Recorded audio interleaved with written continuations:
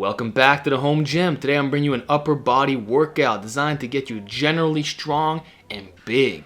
So if you want to make some real gains, definitely follow along, and I hope you learn some things. So we're starting with the Larsen Press.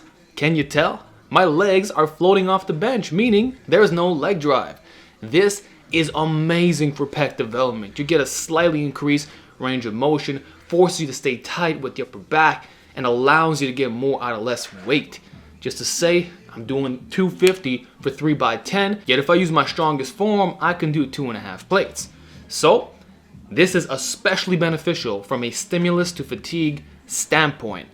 That makes all the difference as you get stronger. You can't afford to have impaired recovery, hence why I'm not even maxing out at the start of this session. Why? I did so on Monday. So this is technically a volume day, though I'm not training like a typical bodybuilder. My rest intervals are about 3 to 5 minutes, and I'm focusing on barbell movements with weighted calisthenics and pausing my reps over here, which is even more beneficial. Look at the freaking pecs. They're coming out of the t-shirt. Come on. You gotta do some Larsen presses, guys. And check out my full video on the subject. So, secondary exercise. Finally got myself the Kenzui weight vest. Gotta say, this thing is freaking solid, and it's gonna allow me to take my weighted calisthenics gains to the next level. Like, look at those straps. Correct me if I'm wrong, but they look like seatbelt straps to me. Really secure. I'm not scared of this ripping or being problematic from a loading perspective, since I can use both sides of the vest. Now, because I'm doing push-ups off the floor, it's only from the rear, and that's to get a full range of motion. Otherwise, I can use my plyometric boxes and have plates on both sides. And that's where I'm really gonna overload, mostly on deficit movements. And then for diamond push-ups, which you're seeing right here, that's where I creep up the reps. So you see me do 160 pounds for sets of 10. This is 110, so 50 pounds less. All has to do with the grip width. Plus, it's my first time using this vest. Pretty much max it out first attempt. I got 15, 12, 12. Good range of motion.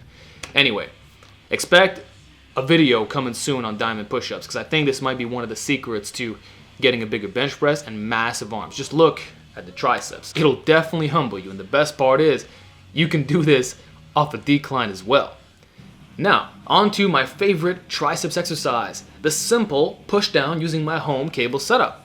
Using 75 pounds, I'm in an exhausted state right now, so I can't go quite as heavy. Otherwise, in a fresh state, you can do 90 plus easy. And so we have one cable attachment, not 2, 3, 4 like you see in those commercial gyms. And the weights you use are gonna be very similar to your barbell extensions, maybe even a little bit less. But you're still performing the same function of the triceps, elbow extension. And for today's session, I chose the V-bar, so I'm more in an internally rotated position, not really trying to maximize the long head output. I just wanted to go for that maximum brute force. And to be honest, these feel the most stable to me, and I feel like this is what's gonna take my arm gains to the next level, along with overhead extensions, which I'll show you in another workout video. And there's some rest pause you saw right there.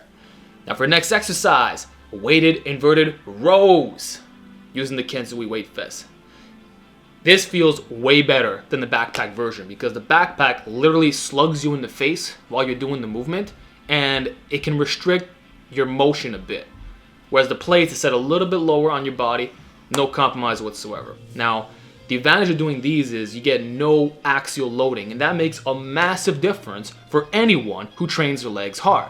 And for me, I'm trying to deadlift 600 plus, which might come soon, just saying.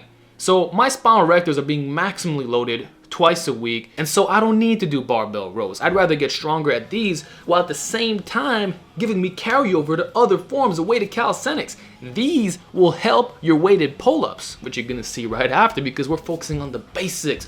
Horizontal pull, vertical pull, that's the name of the game. These are hard, full range of motion with the gymnastic rings. Probably my favorite way of executing, and the feet are elevated on a plyometric box. Next, we got the neutral weighted pull-up in a fatigue state. I'm gonna start doing these after the rows for one simple reason. I hit my 4-plate pull-up goal and don't want to overload as much. I'd rather focus more on the rows. I feel like that'll complement my benching a little bit better. And the fact that I can get more out of less weight is an advantage to me. Otherwise, I'd have to load over 2 plates, and that can get quite stressful over time. You know, with stimulus to fatigue, there's only so much you could do after a certain point with bodyweight movements, of course. Like you can pause, you could use rings, lots of stuff like that. But I just want to keep it simple, neutral grip, and of course these are going to bias the lats more than other variations. Now you might have noticed the first set had my shirt off. That's because it was actually the last set. I want to show you that I'm actually lifting the weights that I claim, because in these two clips you can't see that. Regardless, 2 reps in reserve went well. Just going to keep building my performance slowly over time. Finally, we end off the workout with easy bar curls. Feels so much better on the wrist, just going heavy. If I can do 135 for reps, I think my biceps are going to be way bigger. Now here I actually got 5 reps. I didn't show you it because the form was horrendous and I don't want anybody copying that. Second set, drop it down a little bit. I'm only resting about 2 minutes between sets. I know it's not optimal, 3 to 5 be better, but it's an isolation and I'm getting pretty close to failure, so I don't care. And the final set, 87 pounds, just repping it out. I think I got like 9 reps, even rest paused it. So as you can see, I'm a big believer of maximize programming. We hit all the important movement patterns except for OHP, which I'll show you in an upcoming video. I'm only doing those about once a week right now. And then we isolate to finish off our weak points, but the volume's not excessive. 1 curl, 1 push down, you're pretty much set. As long as the intensity factor is there, you're gonna make all kinds of gains. So that's it, guys. Hope you enjoyed this workout video. Expect more on the way, and I will talk to you all next time.